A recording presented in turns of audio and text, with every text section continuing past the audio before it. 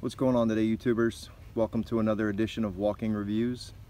Today we're going to be taking a look at the newest offering from WE Knives. This is the 707. So they actually released two new knives, I guess within the past couple of weeks. One of them is larger. This one is the smaller of the two. Not that it's a small knife. It's probably what I would call the upper range of my carry limit, or close to it. So let's go ahead and jump in real quick. 3.5-inch blade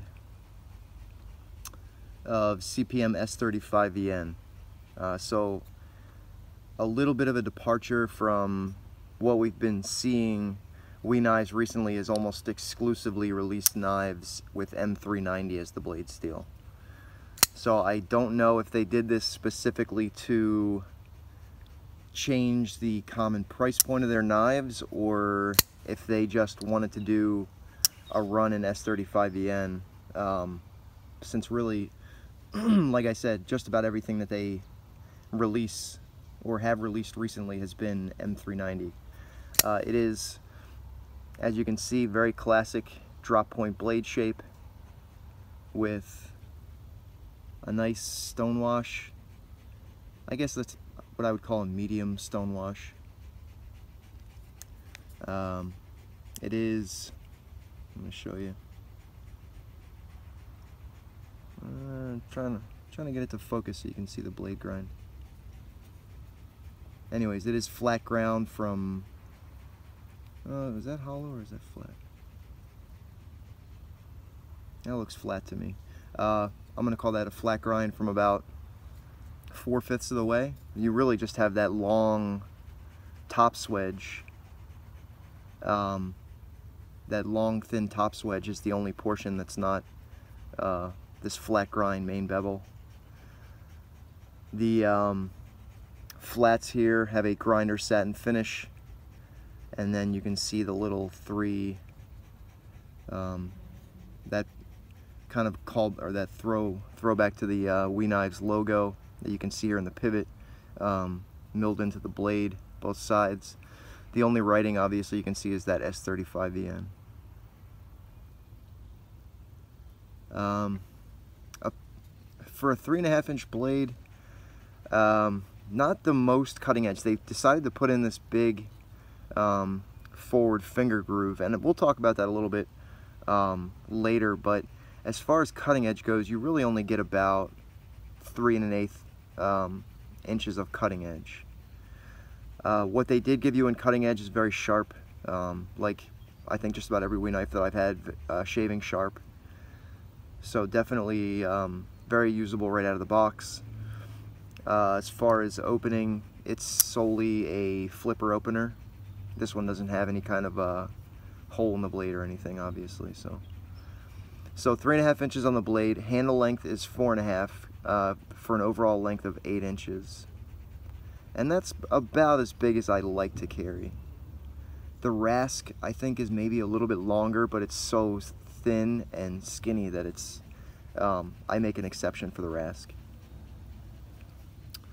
But as far as the handles go, not quite as colorful in the options as normal WE Knife offerings. So this one has like that black nitride coating or PVD coating, I'm not sure which, and then obviously the black carbon fiber, and then the lock side is just completely coated. It is titanium. Same with the back spacer, which has that really nice gear pattern in it. Really like that. So yeah, there are other color offerings, but they're very muted. So it's either black or bronze, I think, is another one. And I don't know if there's any others. I don't think there's like a bare titanium color. But yeah, the mating here with the carbon fiber and the titanium is extremely flush. You can just barely see that line, but it's you cannot feel it. They did a really nice job with the groove that flows from the carbon fiber into the titanium, again seamlessly. And you can see this one is still using their Star hardware. They are, from what I understand, going to be releasing their newer knives with Torx hardware, from what I understand. But for now, we're still with the Star hardware. As far as the pocket clip goes, 3D milled, very thin, very usable, 3D milled titanium. This is one of the better pocket clips on their knife. I really like that. It doesn't show, it's extremely skinny, and not much of the knife is coming out of your pocket. Maybe a quarter of an inch, an eighth of an inch, something like that. So like all Wii knives, this one does run on ceramic bearings with a ceramic detent, and as you can see, the action is so smooth. And that's with no blade play in any direction. Just, obviously it's a little bit easier to make a knife where the blade drops close when the blade is larger and heavier.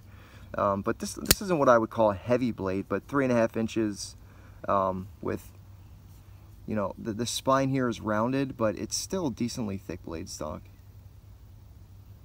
But it does come down to a nice thin edge, so yeah. Like quite a few Wii knives that I've had recently, with the exception of maybe one, it's got that drop closed action, if you like that, if you're a fan of that.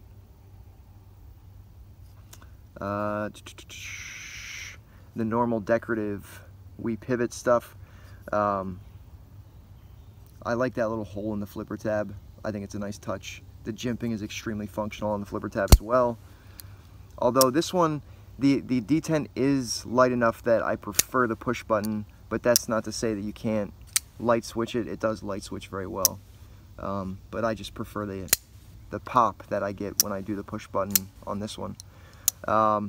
Weight-wise, we're looking at 4.2 ounces. So for an 8-inch knife, very acceptable. It does have the over travel stop. All the normal bells and whistles that you find on Wii knives. I'm going to come back to this backspacer here. I do like this. I really like the way they did this. Incorporated the lanyard hole, and then that gear pattern is extremely well done. I like the way it peaks up just a little bit above the spine.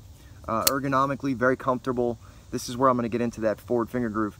This is an extremely comfortable grip. You can see here the handle dives down, which is great for the flipper tab, but it dives down and then rides up this thumb ramp on the spine of the blade, which has really great jimping. This locks your thumb in perfectly. So I don't think that this was needed at all to get perfect control of the blade. Even if you're going for a more forward grip, this isn't any more control than this is, just because your thumb is limited to this ramp. So if your thumb were coming up here, then yeah, you're getting, I guess if you really wanted to hold it this way, but if you try and do the thumb ramp and the finger groove, it doesn't work. It just feels really awkward. So, but I guess if you wanted to go further up the spine, then it's okay. But I would have preferred, I think, for the extra cutting edge as opposed to this finger groove. I think it looks a little weird, and it just, I don't know that it adds a whole lot.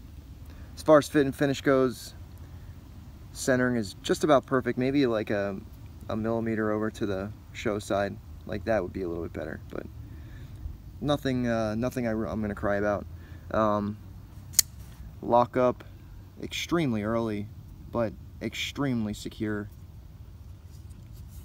I can't find really a flaw anywhere other than that really slight centering thing, and then my preference for not having the finger groove, but that's about it.